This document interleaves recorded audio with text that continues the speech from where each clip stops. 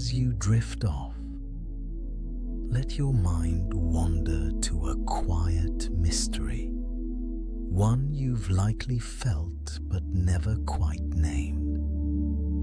Have you noticed the years moving faster now, slipping through your fingers like sand? Perhaps time has always been stranger than we imagined. There is a feeling most of us know, though few of us can quite explain. You blink, and somehow another year has passed. The holidays arrive again, and you find yourself saying, as people always do, that it feels like they were just here. The summers of your childhood seem to last forever. Long, golden, unhurried things, stretching out like an ocean with no visible shore. And yet the summers of your adult life seem to evaporate almost before they begin, like a small puddle on a warm afternoon, gone before you thought to notice it. This feeling is real. It is not a trick of memory or a symptom of a busy life, though those things play their part.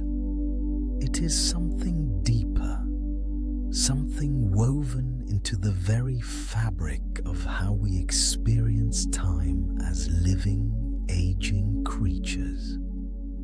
And tonight, we are going to explore it together, gently, slowly, without any rush at all.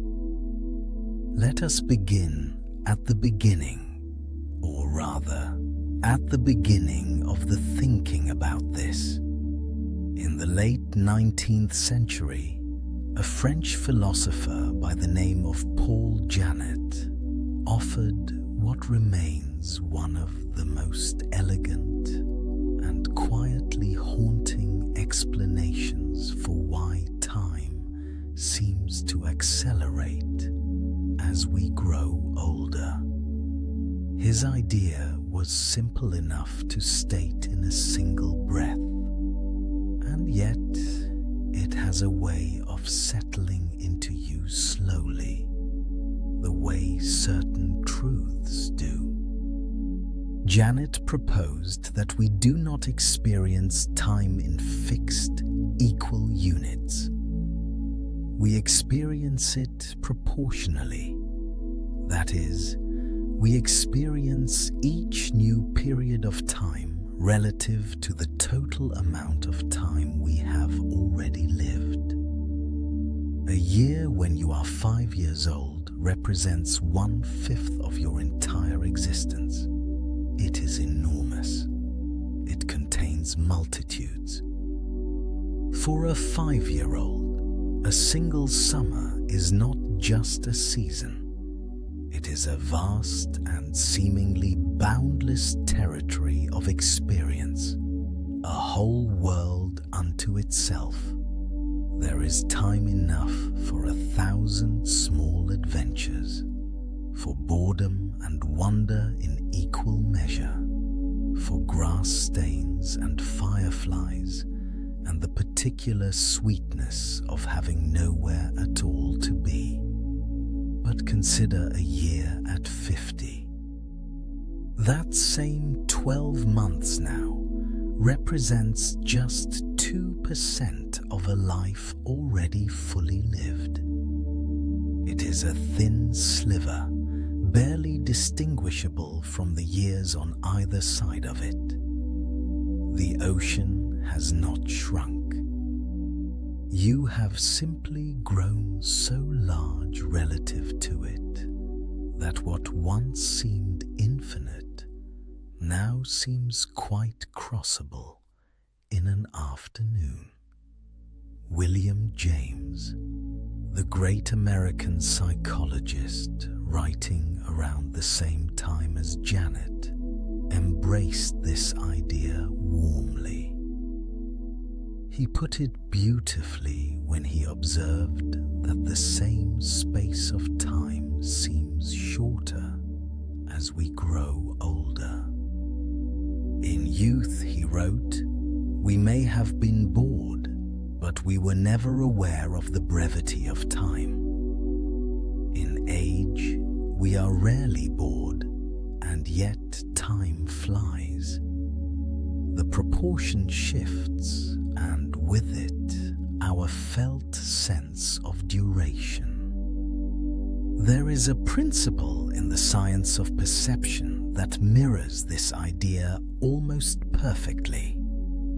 It is called the Weber-Fechner law, and it describes something deeply true about the way our senses work. Imagine holding a single pound in your hand, and then someone adds another pound. You feel that difference immediately, clearly, unmistakably. Now imagine you are already holding 50 pounds. Someone adds one more. You may barely notice it at all. The physical addition is the same, 1 pound. But the felt experience is entirely different, because our senses respond not to absolute quantities, but to ratios. The same logic applies to time. Each year you add to your life is a smaller and smaller fraction of the whole, just as each additional pound matters less and less when you are already carrying so many. This is what mathematicians would call a logarithmic relationship. The scale compresses as it grows. The early years loom large, vivid, and slow. The later years compress, not because less is happening in them, but because they represent an ever-dwindling proportion of everything that has come before. In this sense, time does not truly accelerate. It only feels that way because the measuring stick inside us is not fixed. It is always changing, always lengthening, always making the newest increment seem smaller by comparison. There is something almost melancholy in this, and yet also something freeing. It means the wonder you felt as a child was not some magic property of childhood that has been lost. It was mathematics. It was proportion. You were simply closer to the beginning then, and so each new experience carried more weight against the lighter sum of everything you had already known. And yet, for all its elegance, Janet's proportional theory can only take us so far.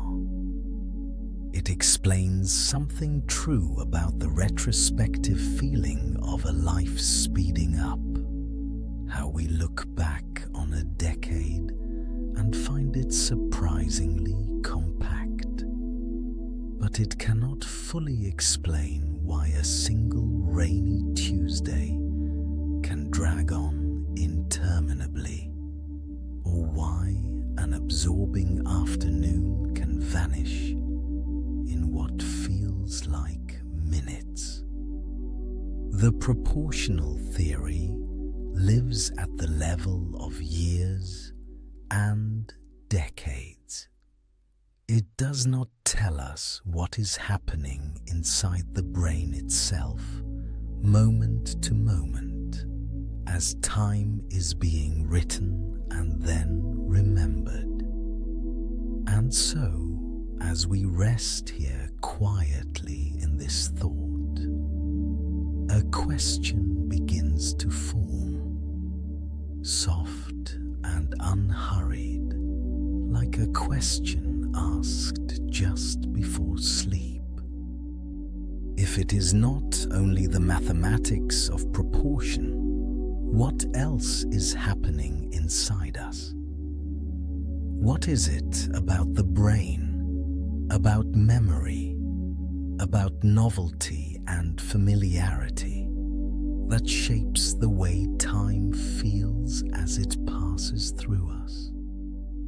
That is where we are headed next.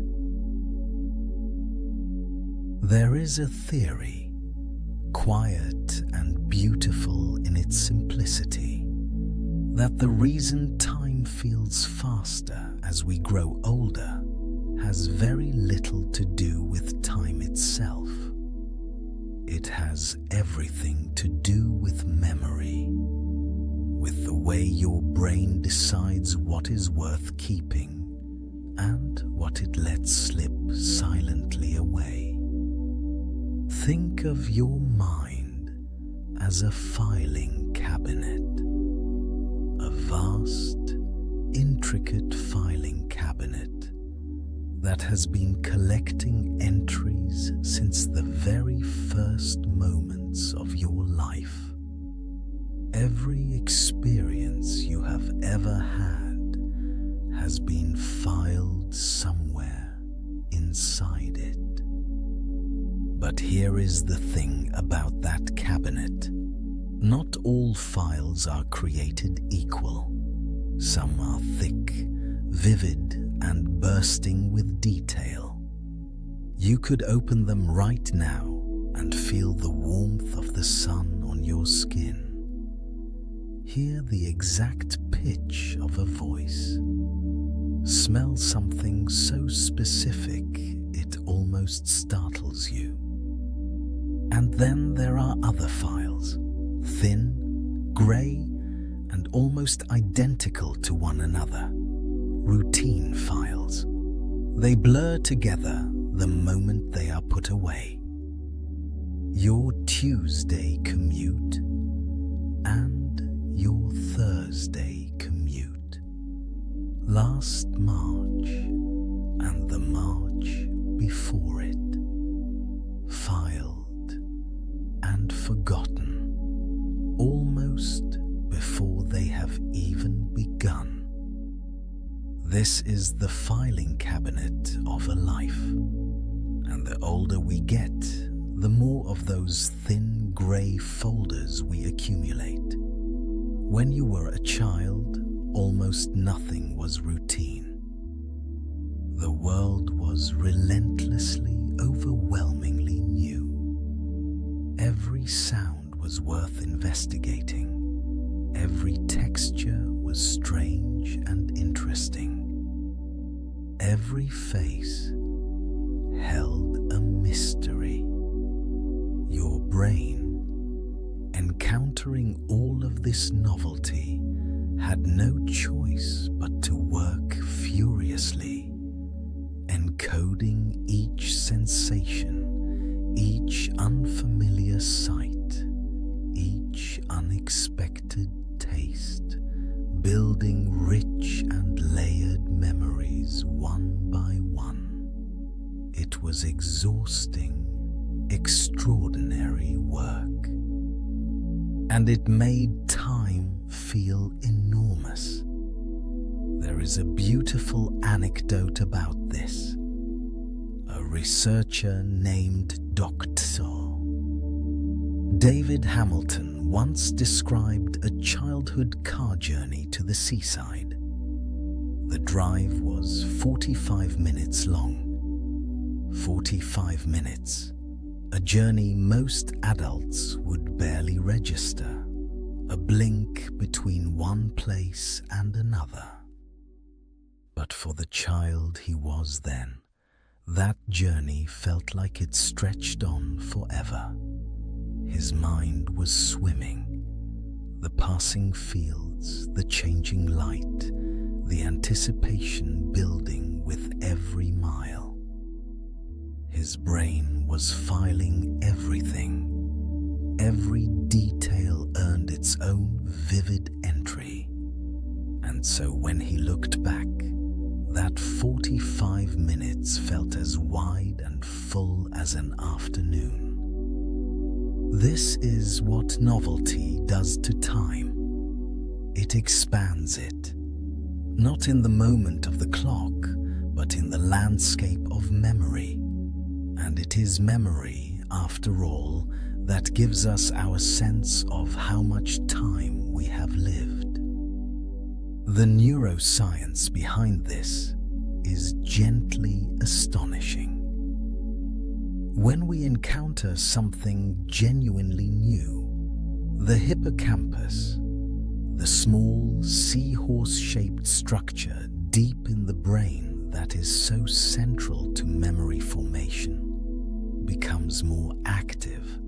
Novel experiences can even stimulate neurogenesis there, the growth of new neurons, as though the brain is physically making more room for what it does not yet understand. Novelty also places the brain in a state of heightened attention. And here is the quietly remarkable part. That heightened attention does not just improve the memory of the new experience itself. It actually boosts the encoding of everything nearby in time. The moments just before, the moments just after. Novelty casts a kind of golden light over its surroundings. But as we move through adulthood, the brain, magnificent and efficient as it is, begins to recognize the patterns. It learns the shape of your mornings. It knows your route to work. It anticipates the rhythm of your weeks. And so it does what any good system does when it has seen something before. It skips the details. It files it quickly, without ceremony, in one of those thin grey folders that will become indistinguishable from all the others. The brain is not being careless.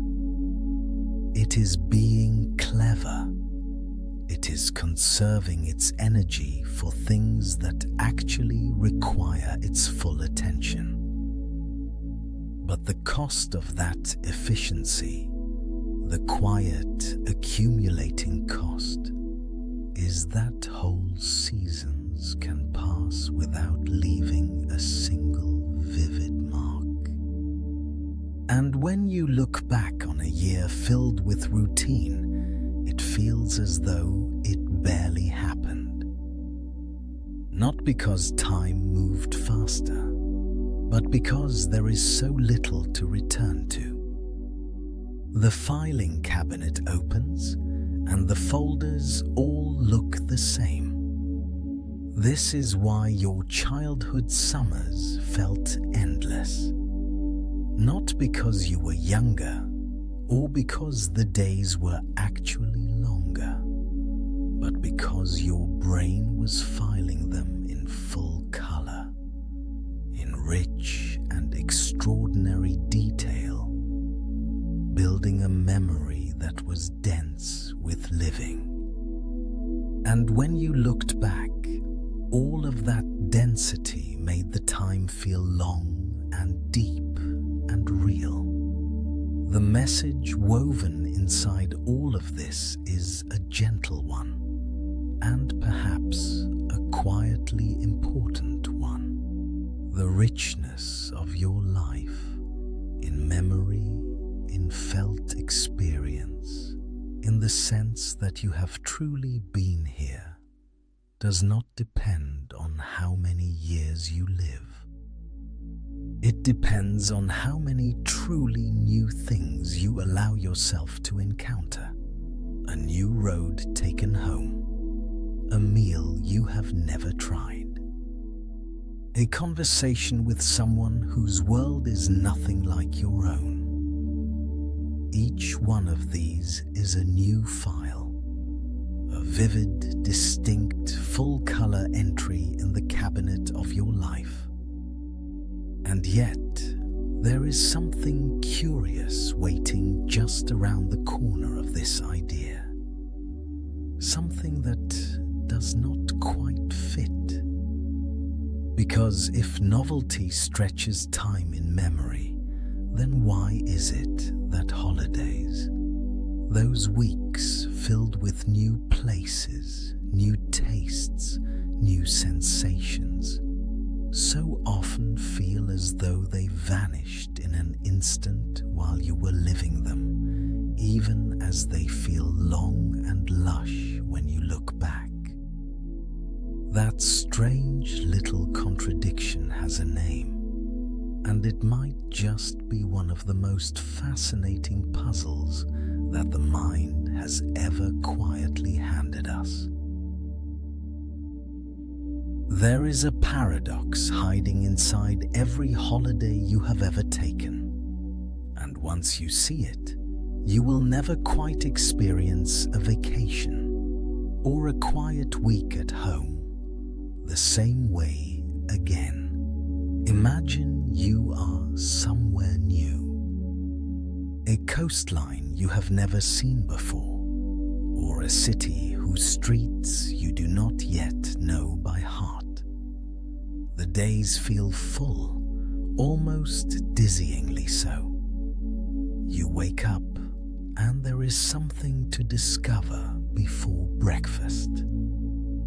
You turn a corner and find something unexpected.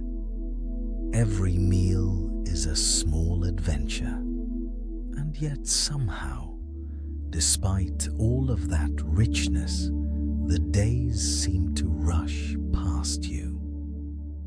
You blink, and it is already your last evening. The week feels like it lasted only a breath, and then you come home. You unpack your bag, you sit down, and you let your mind drift back over the trip. And something strange happens. It feels long, genuinely, surprisingly long. Longer than it felt while you were living it. This is what the writer and psychologist Claudia Hammond, in her beautiful book Time Warped, calls the holiday paradox. And it is one of the most elegant keys we have to understanding why time feels the way it does across an entire life. Hammond draws a quiet but important distinction between two very different ways we experience time. The first is prospective time. That is time as you are living through it, moment by moment, breath by breath. The second is retrospective time. That is time as you look back on it from the vantage point of memory and recollection. Most of the time, these two streams agree with each other. A normal Tuesday feels roughly like a normal Tuesday, both in the living and in the remembering. But certain kinds of experience cause them to pull apart, to flow in opposite directions at once. And the holiday is the perfect example.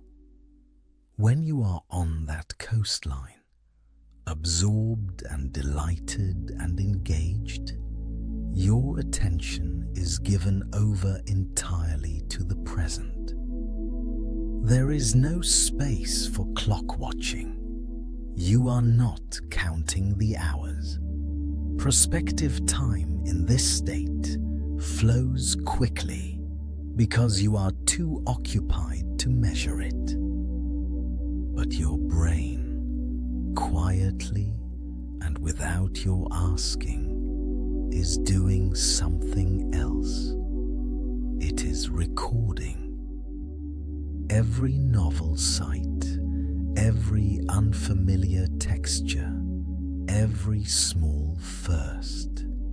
Your first cup of coffee in that particular square, the particular way the light fell on that particular afternoon. Each one becomes a distinct memory, a small landmark, a bead on the string of your experience. And when you look back, all of those beads are still there. The week feels long in retrospect because it was densely, richly populated with things worth remembering. Now picture the opposite. A slow week at the office. The same desk, the same routines, the same familiar sequence of small tasks. In the moment, time may actually feel slower. Boredom has a way of stretching the present painfully thin, making every hour feel like it is moving through something thick and reluctant. And yet, when you look back on that week from Sunday evening, it has almost entirely vanished. There is nothing to find, no landmarks, no beads on the string. It collapses into a single, featureless impression. This is the mechanism that shapes the feeling of an entire lifetime. Think of childhood and those long, sunlit years that seem in memory to stretch almost impossibly far. Every day brought something genuinely new.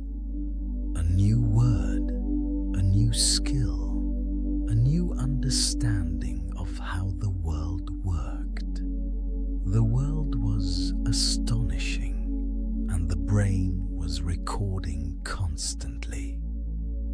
Those years feel long in retrospect because they were full of firsts. Now think of a settled adult life, shaped by comfortable and beloved routine. The same rhythms, the same familiar pleasures, the same well-worn paths.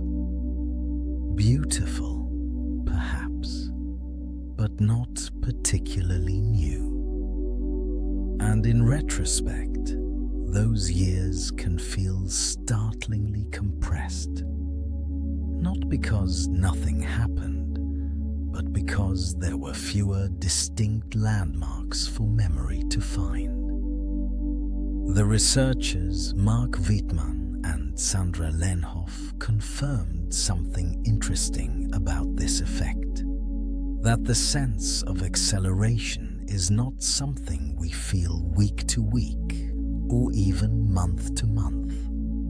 It emerges over much longer stretches. It is a decade-scale phenomenon, which means you may not notice it in the living, but you will feel it when you look back. And that feeling is remarkably common. In surveys, around 77% of adults say they feel that Christmas arrives more quickly with every passing year. 77%. That is not a quirk of a few unusual minds. That is almost all of us, quietly sensing the same compression, the same gathering speed. The good news, and there is good news, is that this is not simply something that happens to us. Understanding the mechanism means we can, gently and deliberately, begin to work with it. But that is a thought for a little later. For now, sit with this. The years that feel longest in memory are the years most thickly layered with new experience. And scientists have discovered that there is a very specific window of life, a particular stretch of years, where those memories tend to cluster most densely of all. A kind of golden archive, bright and surprisingly accessible, no matter how long ago it was formed. And it is worth wondering, as you drift towards sleep, why your teenage years might feel like they lasted a lifetime. Because it turns out there is a very good reason for that. There is a place in memory that almost everyone carries with them, a kind of inner country, vivid and warm, where certain moments seem to glow with a light that the years have not dimmed. A first glance across a crowded room. The smell of a particular summer. The feeling of standing at the edge of your own life, not yet knowing what it would become. If you are over 40, you likely know this place. And what is remarkable, what science has quietly confirmed, is that you are not imagining its brightness. That brightness is real, and it has a name. Memory researchers call it the reminiscence bump. It was first carefully documented in 1986 by David Rubin and his colleagues, and it describes one of the most consistent and beautiful patterns in all of memory science. When adults in their 40s, 50s, 60s, and beyond are asked to simply recall personal memories, any memories at all, a striking pattern emerges. The memories do not come back evenly distributed across a lifetime.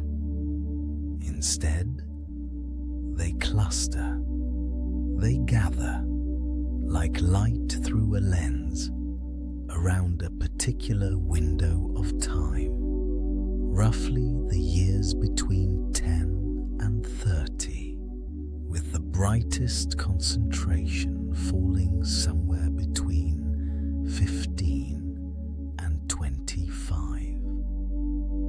This finding has been replicated again and again across different cultures, different decades, different languages. It is not a quirk of one group of people or one era. It appears to be something deeply human. But why? Why should those years be remembered so much more richly than all the others? The answer, when you sit with it, makes a kind of quiet sense. Think about what happens during that window of your life. It is a time saturated with firsts. your first experience of love, the giddy, terrifying, all-consuming kind that you had never felt before, and that rewrote everything you thought you understood about yourself. Your first heartbreak, your first real friendship, the kind where you stayed up until the sky went pale, talking about everything and nothing, leaving home, finding work, beginning to discover who you actually were, separate from everyone who had told you who to be. These experiences are not simply new. They are definitional. They are the moments in which the self is being written for the first time. And the brain, it turns out, responds to that with extraordinary attention. Novelty creates deeper encoding. Emotional intensity burns memories into neural pathways, with the permanence that quieter moments rarely achieve. When an experience is both new and meaningful, when it not only surprises you, but also changes you, the brain treats it as something worth keeping, worth preserving in extraordinary detail. Think of it this way: your brain was writing its autobiography during those years, and it had more to say than it ever would again. The pages filled quickly, one after another, dense with characters and plot and feeling. Later chapters would come, important ones, good ones, but none quite so densely written. None quite so full of moments that felt, for the first time, like they truly mattered. And here is where this circles back to time, to that strange feeling that the years are passing faster now than they once did. Because remember what we explored earlier, that time feels long in retrospect when it contains many distinct, vivid memories, and compressed when those memories are few. The reminiscence bump, with its extraordinary density of landmark experiences, creates a retrospective feeling of vast time. Those 10 or 15 years feel, looking back, like a lifetime in themselves. Every summer distinct, every year full of change. But the years between, say 40 and 50, even if they contained joy, love, and meaning, may hold fewer of those first-time experiences, fewer of those moments that rewrote you from the inside out. And so, in memory, they feel thinner, shorter, as though they slipped past while you were looking somewhere else. There is something bittersweet in this, isn't there? That the years which shaped us most are also the years that feel, in memory, the longest and most alive. That the self we spent those years becoming is also the self that remembers them most vividly. It is as if the brain saved its finest ink for the chapters that mattered most, and we have been rereading them in quiet moments ever since. So if you find your mind drifting back to those years, to a face, a street, a feeling you cannot quite name, know that you are not simply being nostalgic. You are touching something your brain worked very hard to preserve. A life written in full. And now, if we follow this further, if we move beneath memory and meaning and into the very machinery of the mind itself, we find something equally remarkable waiting. Because the brain does not just shape how we remember the past. It shapes how we experience the present. And as that brain changes with age, so too does something subtle and profound and worth understanding. There is something quietly remarkable happening inside your brain right now. Even as you rest, even as your thoughts begin to soften and drift, your brain is doing what it has always done, processing, categorizing, stitching moments together into something that feels like continuous experience. It has been doing this your entire life. And yet, the way it does this work has been slowly, imperceptibly changing. And that change has everything to do with why time feels the way it does as we grow older. We have talked about memory, about the novelty of childhood and the familiar rhythms of adult life. But now, let us go a little deeper, past experience and recollection, and into the physical brain itself, into its wiring, its speed, its architecture, because some of the most compelling answers to our question live here, in the biology of the aging mind.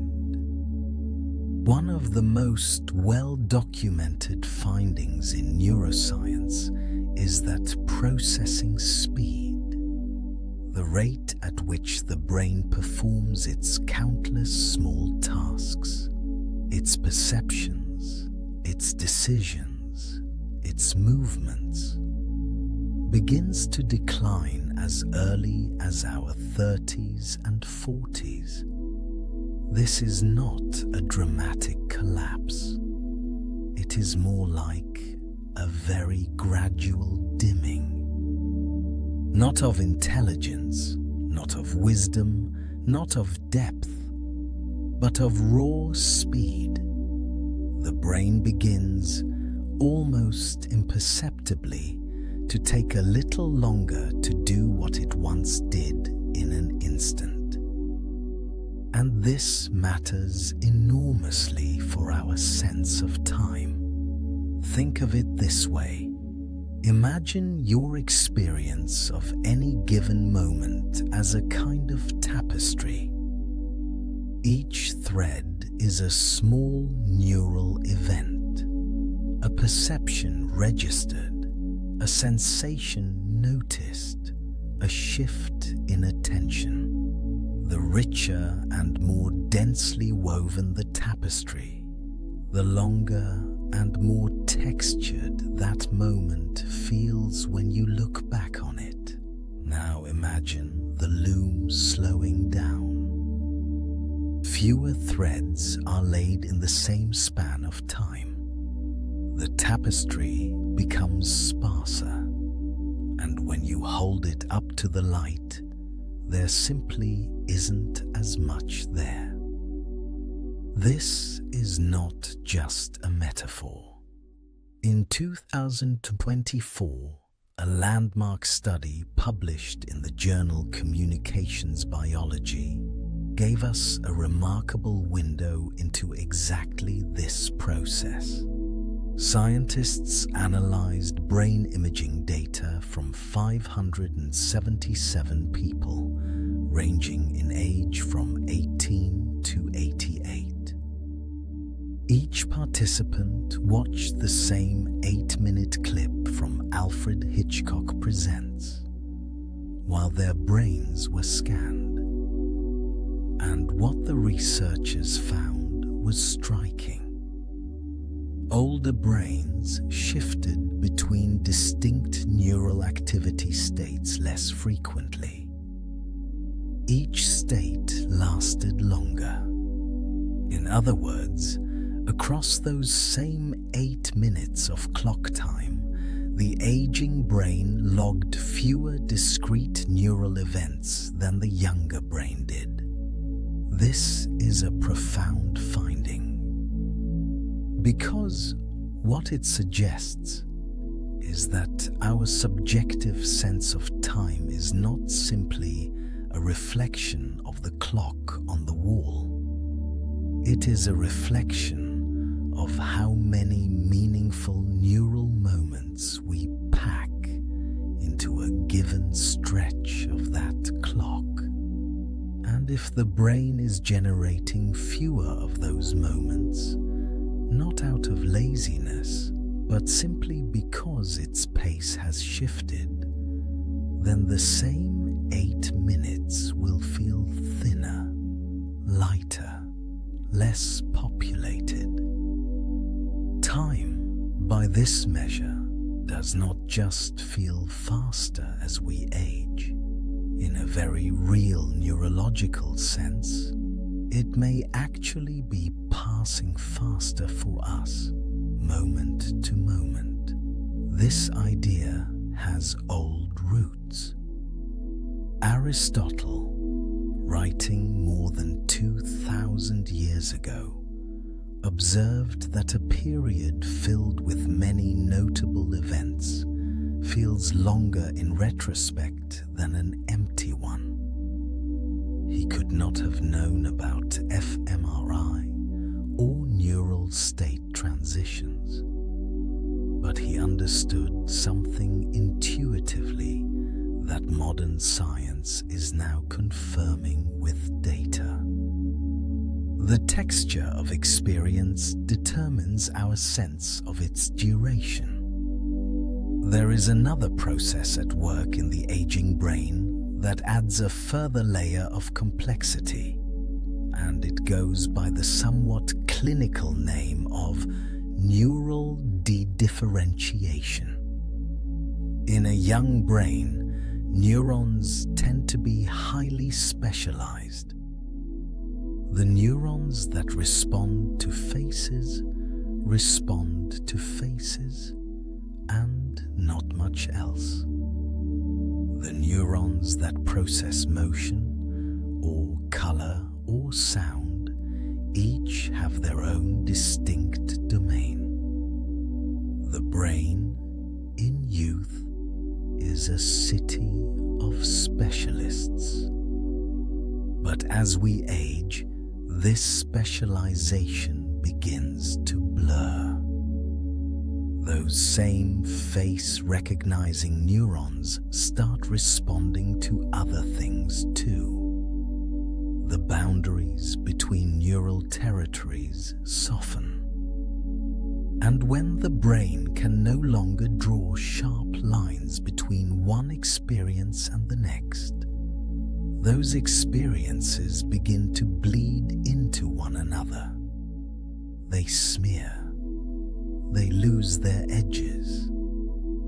And moments that might once have stood distinct and separate begin to merge into an undifferentiated flow, which again can make time feel as though it is rushing past without leaving much behind. Now, here is a gentle counterpoint worth holding for a moment before you let it go. children's brains are also slower in their own way. Their neural circuits are still developing, still inefficient in the way that anything new and unfinished is inefficient. And because of this, time literally moves more slowly for them in the present moment, not just in memory. Each moment is being processed at a pace that stretches it out. There is a paradox in this. Youth is the time when both present and past feel long. Age is the time when both feel short. The brain's architecture at either end of life bends time in its own direction. And so we arrive at a quiet truth. Your experience of time has never been simply a reading of the clock. It has always been a creation of the brain, shaped by the speed at which it works, the sharpness with which it draws its boundaries, the density of events it manages to register in any given breath. And that brain, like everything alive, is always changing. Which brings us to something even deeper within the brain's clockwork. A single molecule, a chemical messenger that sits at the very heart of how we feel novelty, how we mark time, and why the world can seem to slow down or speed up, depending on what is flowing through us. Let us follow that thread a little further now. There is something quietly remarkable happening inside your brain right now, in this very moment, as you listen to these words.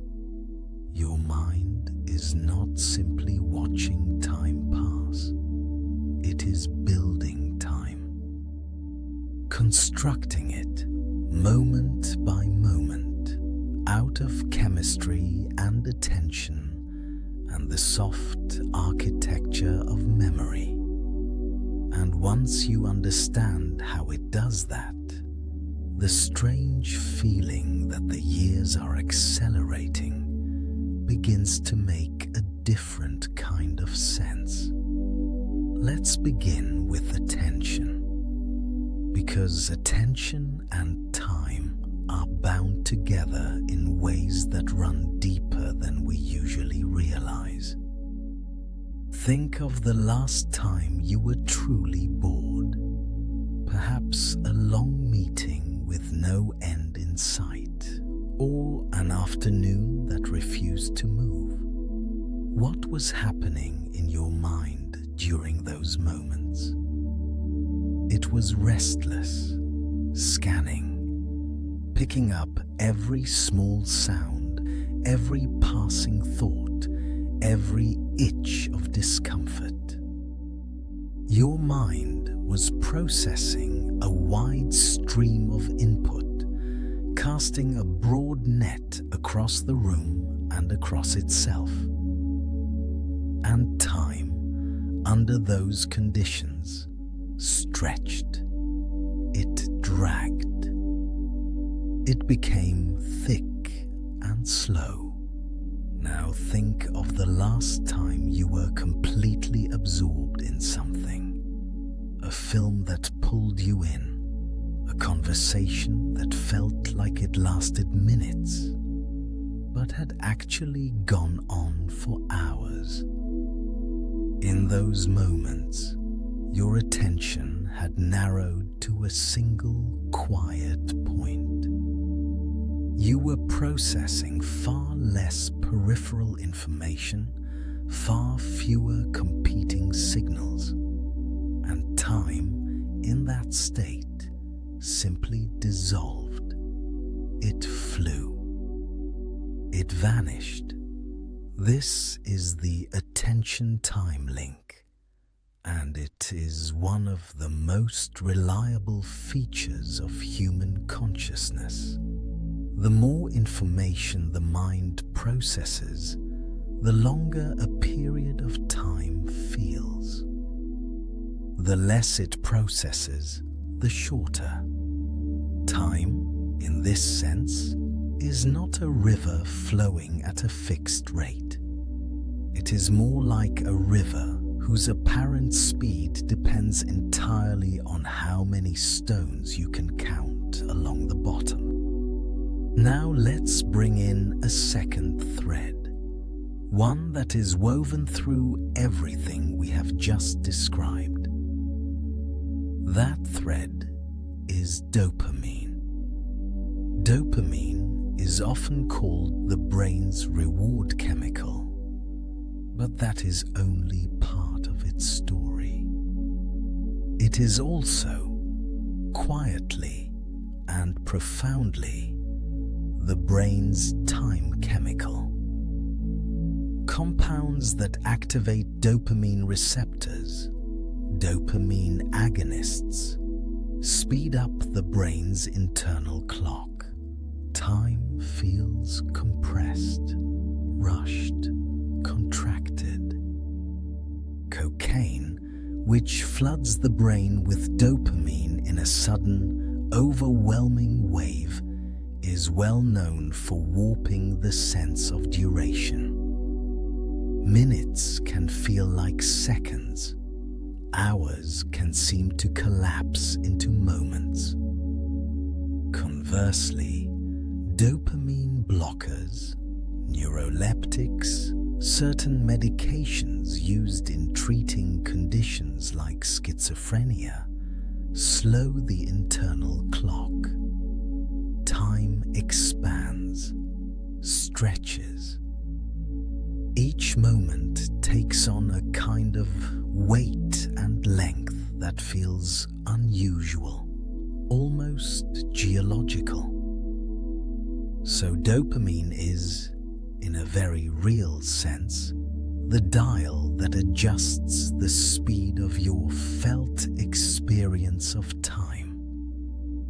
But here is where it becomes even more interesting, because dopamine plays a second, equally important role. It is also the neurotransmitter of novelty. When something unexpected happens, when your brain encounters something it did not predict, there is a small burst of dopamine, sometimes called a prediction error signal.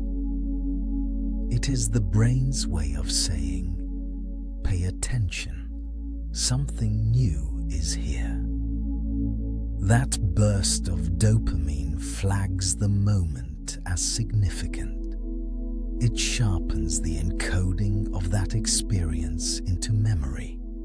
It carves it more deeply into the record of what has happened to you. And this connects four things that might have seemed separate: novelty, dopamine, memory encoding, and the felt sense of time, into a single, elegant loop. Novelty triggers dopamine. Dopamine drives attention. Heightened attention creates richer memory encoding, and richer memory encoding makes time feel longer, fuller, more expansive in retrospect. Now consider what happens as we age. Dopamine levels naturally decline over the decades. The brain becomes somewhat less reactive to novelty, less hungry for the unexpected.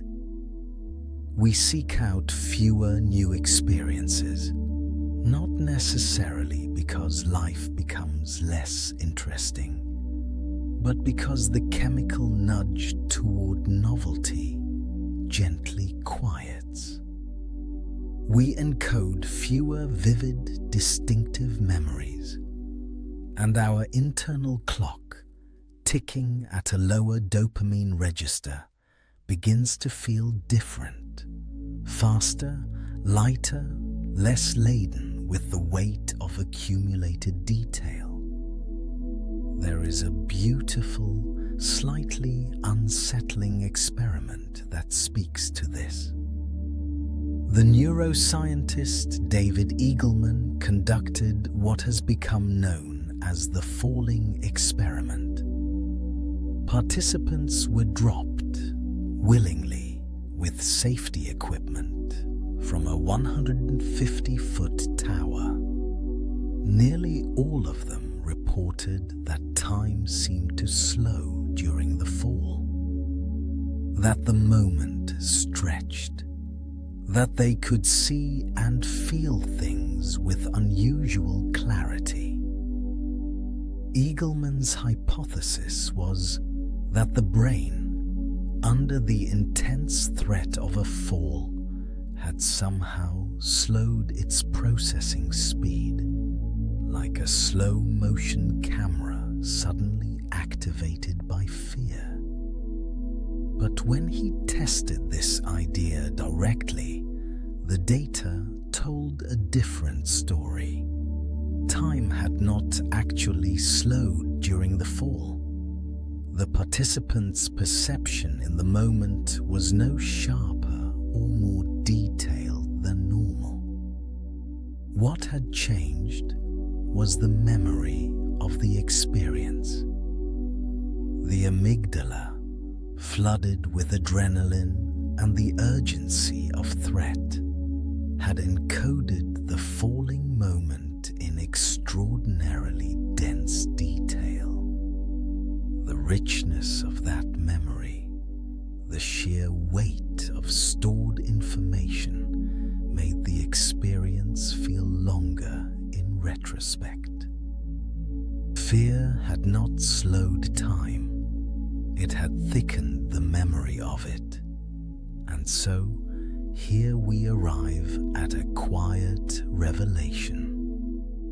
The feeling of duration, the sense that a moment was long or short, that a year was full or empty, is not a passive reading of some universal clock ticking steadily in the background. It is an active construction, a story your brain assembles from chemistry and attention and emotion, and the depth of what it chose to remember. Time, as you experience it, is yours. It is made of you. And if that is true, if the texture of time is shaped by how the brain engages with the world, then perhaps the next question worth sitting with gently is this: what happens when the brain stops engaging? When the days begin to repeat, when the patterns become so familiar they no longer need to be noticed? What happens to time when life settles into routine? Have you ever arrived somewhere, pulled into the driveway, walked through the front door, stepped off the train, and realized you have absolutely no memory of the journey, no recollection of the turns you took, the streets you passed, the faces on the platform? You were there. Your body was doing all the right things, and yet some part of you was simply absent. That is not a failure of the mind. That is the mind doing something it is extraordinarily good at. We call it autopilot. Psychologists call it automaticity, and it is one of the most quietly powerful forces shaping your experience of time. Here is what happens inside the brain when a task becomes deeply familiar. The first time you do something, drive a new route, cook an unfamiliar recipe, navigate a foreign city, your brain is fully engaged. It is scanning, recording, cross-referencing. Every detail feels vivid because every detail is being carefully logged. But the 1,000th time you do that same thing, your brain has learned that it does not need to work so hard. It recognizes the pattern. It runs the routine on a kind of neural shorthand, a compressed script that requires almost no conscious attention. The brain, ever the efficient accountant, stops spending energy encoding what it already knows. And here is the quiet consequence of that efficiency. Time disappears. Not just in the moment, though you certainly feel that, the way a familiar commute seems to evaporate in minutes, but in retrospect too. Because if the brain has not recorded the details of an experience, those details cannot be retrieved. The hours, the days, the seasons simply were not written down. And when you look back, there is nothing to read. Adulthood, for most of us, is a slow and gentle deepening of this trap. We find careers and settle into them. We find homes and make them our own. We build rhythms, morning coffee, evening routines, the particular way a Tuesday unfolds. These things are comforting. They are the architecture of a stable life, and yet the brain, encountering these familiar patterns day after day, begins to stop bothering to distinguish between them. Mondays blur into Fridays. Januaries blur into Junes. The calendar turns, and you wonder sincerely where the year went. The answer, in part, is that it never quite arrived in the first place. Not consciously, not in the way that truly new experiences do. Children live on the opposite end of this spectrum. Think of what it is like to be 7 years old.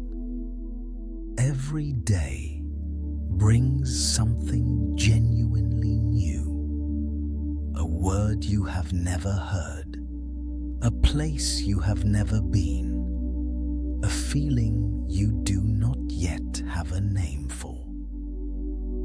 The young brain is perpetually in that heightened encoding state, drinking in the world with an insatiable, almost desperate attention. And so for a child, time feels vast. A single summer afternoon can feel like a lifetime. Not because time is actually slower, but because the brain is filling every moment with something worth remembering. Now, here is something worth sitting with for a moment.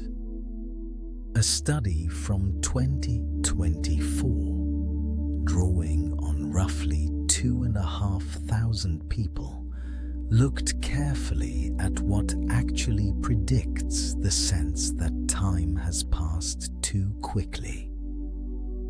Routine did play a role, just as you might expect. But the strongest predictor was something rather beautiful: satisfaction and nostalgia. The happiest periods of our lives tend to be the ones that seem to vanish fastest in the living of them, and yet feel richest when we look back. Joy, it seems, is its own kind of time warp. So what do we do with all of this? The answer is not to dismantle the life you have built. Routine is not the enemy. Stability is not something to be afraid of. But there is a gentle invitation here, a quiet suggestion from everything the brain is telling us. Thread small moments of newness through the fabric of your familiar days. Take a different route home. Try a recipe that feels slightly beyond you. Strike up a conversation with someone you would normally just nod past. These are not grand gestures. They do not require you to upend your life, but they give the brain something it genuinely craves: fresh material, new details, something worth encoding, a small proof that this day was different from the one before it. Because the days you remember are the days that felt alive, and the days that felt alive were almost always the ones that surprised you, even just a little. Even the smallest window thrown open on an ordinary afternoon can let in enough light to make a moment last. And perhaps that idea, that our felt experience of time can be shaped, stretched, even sculpted by what the mind chooses to hold on to, is only the beginning of the mystery. Because if time is something the brain constructs, what then is time itself? Is it something real, something woven into the fabric of the universe? Or is it something far stranger, something that only exists because we are here to feel it? There is a question that sits at the very bottom of everything we have been exploring tonight. A question so deep that even the greatest minds in human history have stood at its edge and simply looked down. What is time? Not how we experience it, not why it speeds up or slows down, but what it actually is. Whether it is something real, woven into the fabric of existence, or whether it is, in some profound and unsettling way, something we invented, something we dreamed up together. Albert Einstein, whose equations reshaped our entire understanding of the universe, once wrote something quietly remarkable. He wrote that the distinction between past, present, and future is only a stubbornly persistent illusion, not a poetic flourish, not a metaphor. A statement he believed to be literally, mathematically true. In the physics that emerged from Einstein's work, sometimes called the block universe. Time is not a river flowing from one place to another. It is more like a landscape. A vast, still terrain where every moment that has ever existed or ever will exist is already there, already laid out, like the pages of a book that has already been written in its entirety, sitting closed on a shelf. We do not experience all of it at once. We move through it. The way a reader's eye moves across a page, line by line, chapter by chapter, feeling the story unfold in sequence. But the story was always whole. In the equations of physics, there is no special marker for now. No signal that says this moment, this breath, this particular instant, this one matters. The present has no privileged place in the mathematics. Time is treated as a dimension, like the 3 dimensions of space. Another direction you can move in, or rather, another direction that things move through you. And yet, something in you resists this. Something deep and quiet and certain knows that this cannot be the whole truth, because things happen. You age. You remember the past as gone, not merely as another room in a house you could walk back into. You reach toward the future with hope, with dread, with longing.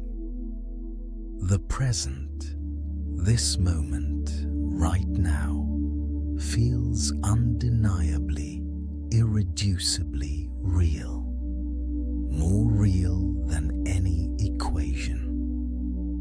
The physicist Fotini Markopoulou Kalamara once voiced what many of her colleagues quietly feel. She said that physicists keep telling her that time is not real, and yet, she confessed, it seems so obviously real. There is something almost tender in that admission. A scientist standing inside the mystery, unable to resolve it, willing to simply say, I don't know. Some newer frameworks in physics try to take time seriously as a fundamental thing, not an illusion to be explained away, but a genuine feature of reality. One such framework, called assembly theory, proposes that time is not just real, but material. That complex objects, molecules, organisms, memories, cannot exist outside of time. That the very complexity of a thing is a kind of fossil record, a measure of how much time was required to build it. In this view, time is not a backdrop, it is an ingredient. Others believe the opposite, that time is emergent, not fundamental, but arising from something deeper. The way warmth arises from the motion of molecules you cannot see.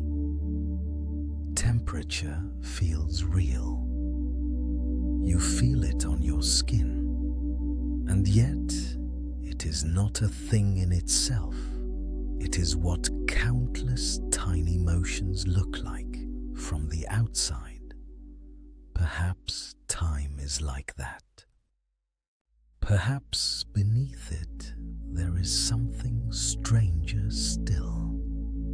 But let us come back to where time actually lives for you, not in equations, not in abstract frameworks, but here, inside the quiet theater of awareness. You possess something remarkable, something no other creature seems to have quite like you do. Scientists call it chronesthesia, the ability to mentally travel through time. Right now, without moving, you can close your eyes and place yourself in a summer from 20 years ago. You can feel it, the light, the air, a voice. And just as easily, you can project yourself forward into tomorrow, next year, the life you are still becoming.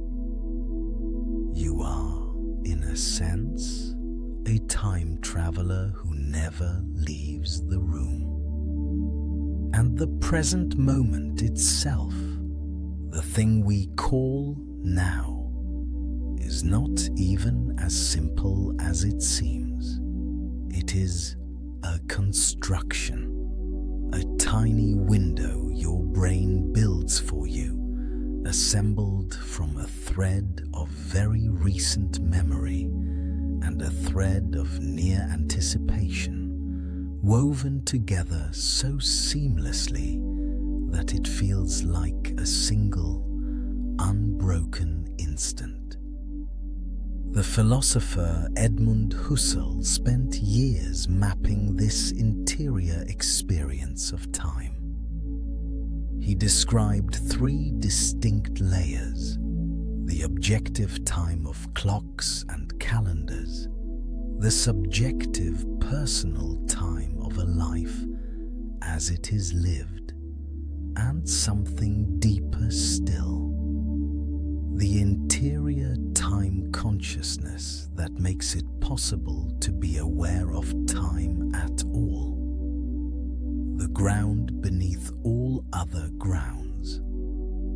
We have no resolution for any of this tonight, and perhaps that is exactly right. Some questions are not meant to be answered in the light. They are meant to be carried into the dark, held loosely, turned over slowly, the way you might hold a smooth stone in your palm without needing to know where it came from or where it will go.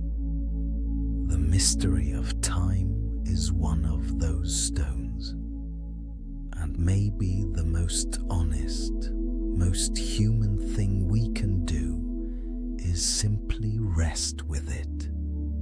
Let the questions hover, luminous and unanswered, as your breath slows and the night deepens around you. You have been here, moving through time all your life, and now, in this quiet moment, there is only one small and beautiful question left to consider. Not what time is, but how, in the time you have, you might fill it with something that feels true. And so, here we are, at the quiet end of things. We have traveled a long way together through this strange and tender subject, through the neuroscience of memory, through the compressed summers of childhood, through the way novelty stretches time and routine folds it away. And now, as the journey slows, it feels right to gather everything gently.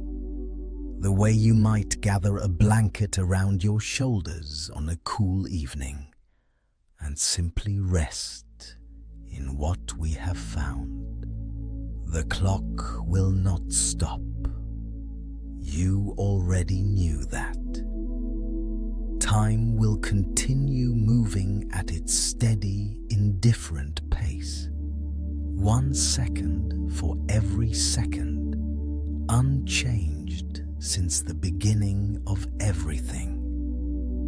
But the way time feels, the way it lands in your body and lives on in your memory, that is something softer. That is something you can touch. There are small things you can do, not grand overhauls of your life, just small, gentle invitations. Take a different route tomorrow. Try a flavor you have never tried. Speak to someone you would not normally speak to. These tiny novelties are like pebbles dropped into still water. The ripples they send through your memory are wider than they seem. Your brain, given something new to encode, slows down and pays attention.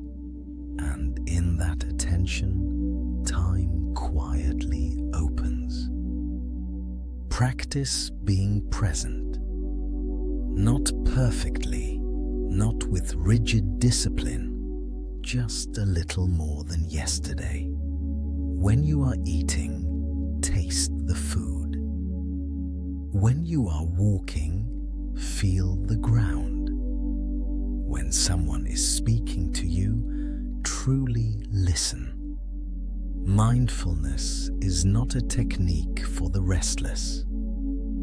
It is an act of generosity toward your own experience. When you attend to a moment fully, you are telling your brain that this moment matters, and your brain listens. It holds on a little longer. Keep learning. It does not have to be something impressive. A new language, a new instrument, a new recipe, a new word. The acquisition of skill at any age creates exactly the kind of rich and layered encoding that made childhood feel so vast. Learning is a kind of time travel. It gives the mind the density of youth without requiring you to go back. Seek out experiences that mean something to you. Not for anyone else, not for the story you will tell later, but for the quiet weight of it while it is happening. A conversation that changes how you see something. A landscape that makes you feel small in the best possible way. A piece of music that moves through you like weather. These experiences do not just feel meaningful in the moment. They become landmarks in the landscape of your memory. And landmarks make the journey feel long and full and worth having taken. And simply pay attention. That is perhaps the oldest and simplest and most profound of all the things we have said. Pay attention to the texture of your days, to the small, unremarkable beauties that are always there, waiting to be noticed.